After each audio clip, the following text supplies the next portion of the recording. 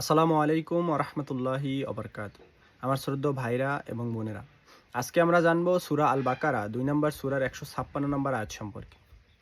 আল্লাহ সুবহানাহু ওয়া তাআলা সেই আয়াতে বলছেন কি, বিপদ আপদে যারা বলে ইন্না লিল্লাহি ওয়া ইন্না ইলাইহি রাজিউন, আমরা আল্লাহরই এবং আল্লাহর কাছেই ফিরে যাব। তো এই যে কথাটা, এইটা করলাম আসলে আসলে আমরা অনেক সময় মৃত্যুর ক্ষেত্রেই ব্যবহার করি। বাট এইটা হইলে বিপদ আপদের দোয়া, মানে যে কোনো বিপদের আপনার আঙুলে একটা টাক লাগছে, আপনি এই দোয়াটা পড়বেন, ইন্না লিল্লাহি ওয়া ইন্না ইলাইহি রাজিউন। যে কোনো বিপদ আপদে এই দোয়াটা পড়লে আল্লাহ সুবহানাহু ওয়া তাআলা মানে মনে করেই দিচ্ছেন যে আমরা আল্লাহর এবং আল্লাহর কাছে ফিরে যাব। এই পৃথিবীটা আমাদের স্থায়ী না।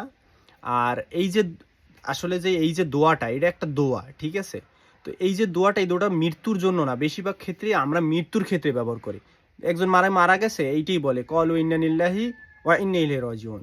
মানে সবাই বলে ইন্না লিল্লাহি ওয়া ইন্না ইলাইহি রাজিউন, মানে কি এই যে দোয়াটা, এই দোয়াটা আসলে মৃত্যুর দোয়া। অনেকেই চিন্তা করে এটা।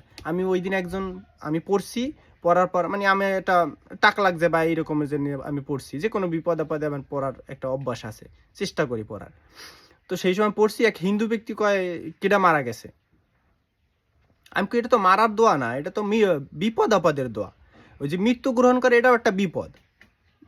সেই জন্য মানুষ এই দোয়াটা পড়ে যে আমরা আল্লাহর এবং আল্লাহর কাছে ফিরে যাব। কলু ইন্না লিল্লাহি ওয়া ইন্না ইলাইহি রাজিউন। সূরা বাকারার ২ নম্বর সূরার ১৫৬ নম্বর আয়াত। সেইখানে আল্লাহ সুবহানাহু ওয়া তাআলা বলছে, যারা বিপদ আপদে এই দোয়াটা এইটা বলে যে আমরা আল্লাহর এবং আল্লাহর কাছে ফিরে যাব।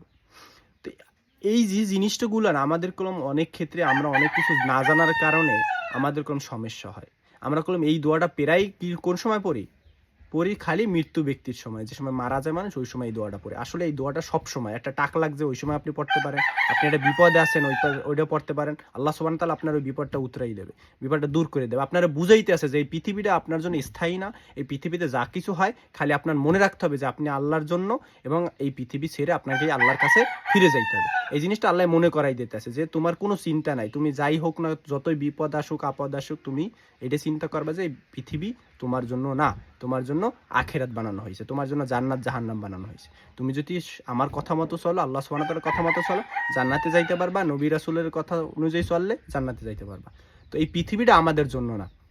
সেই জন্য আমাদেরকে আল্লাহ সুবহানাহু ওয়া তাআলা বারবার মনে করাইতে যে বিপদ আপদে আমাদের বলতে হবে কি, কলু ইন্না লিল্লাহি ওয়া ইন্না ইলাইহি রাজিউন। আমরা আপনারই এবং আপনার কাছেই ফিরে যাব।